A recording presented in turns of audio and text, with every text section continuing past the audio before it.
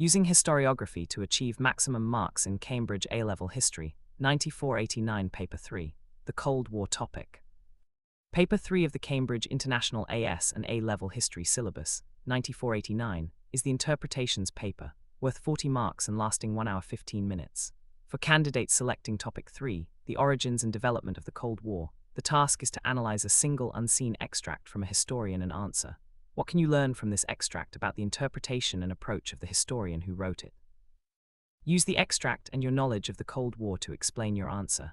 Maximum marks, Level 6 in both AO1 knowledge and AO4 interpretations, typically 3640/40, demand far more than summary. They require precise identification of the historian's historiographical school, detailed deconstruction of the extract, contextualization of the approach within the evolution of Cold War scholarship, and sustained integration of precise own knowledge to support, nuance or challenge the interpretation. Historiography is not an optional add-on, it is the analytical framework that separates a high-scoring response from a narrative one. Mastering it enables candidates to demonstrate complete understanding of the interpretation and approach, the explicit criterion for Level 6. The Cold War topic revolves around 4 main historiographical approaches explicitly defined in mark schemes: orthodox traditional, revisionist, post-revisionist, and post-post-revisionist. Orthodox historians, writing in the late 1940s and 1950s amid the early Cold War, e.g., Herbert Fesch or early George Kennan, attribute primary responsibility to Soviet expansionism and Stalin's aggressive ideology.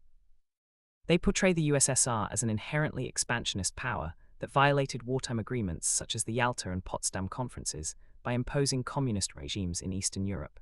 Revisionists, emerging in the 1960s-1970s against the backdrop of the Vietnam War, e.g., William Appleman Williams, Gar Alperovitz, reverse the blame onto the United States. They argue that American economic imperialism and open-door capitalism drove U.S. policy. The atomic bombings of Japan and the Marshall Plan were tools of global dominance rather than defensive measures. Post-revisionists, e.g., John Lewis Gaddis in his earlier work, adopt a more balanced view, emphasizing mutual misunderstanding, the security dilemma created by the post-1945 power vacuum, and the ideological clash between two superpowers neither of which sought total war. Post-revisionists, writing after the Soviet archives opened in the 1990s, shift prime responsibility back onto Stalin's paranoid personality and Marxist-Leninist ideology while acknowledging structural factors. They often appear close to orthodox views, but stress internal Soviet dynamics revealed by new evidence. To achieve top marks, the first step is rapid, accurate identification of the extract school. Read the extract twice, once for overall message, once for key phrases. Label it explicitly in the opening paragraph. This extract represents a revisionist interpretation, because mark schemes reward precise terminology. Vague references, the historian blames the US, score at Level 4 or below. Correct labeling with justification can secure Level 6.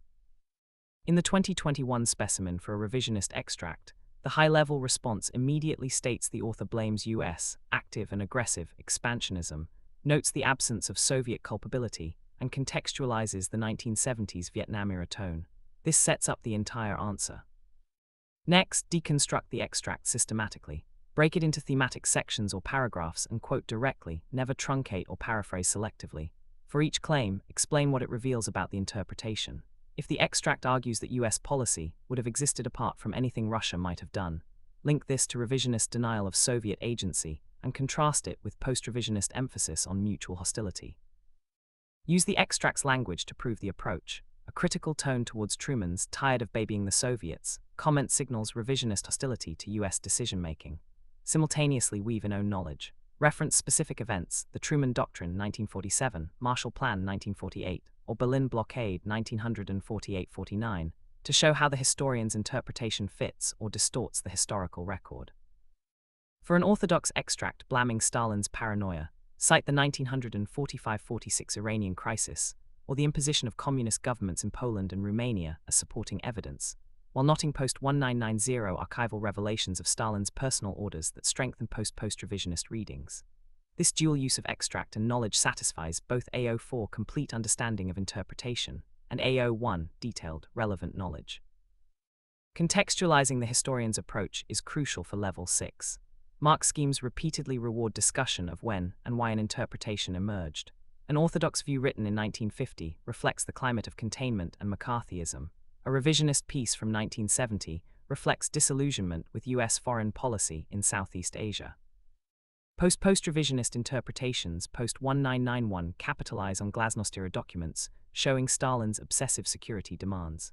Demonstrating this temporal awareness shows the candidate understands historiography as a product of its time, not timeless truth.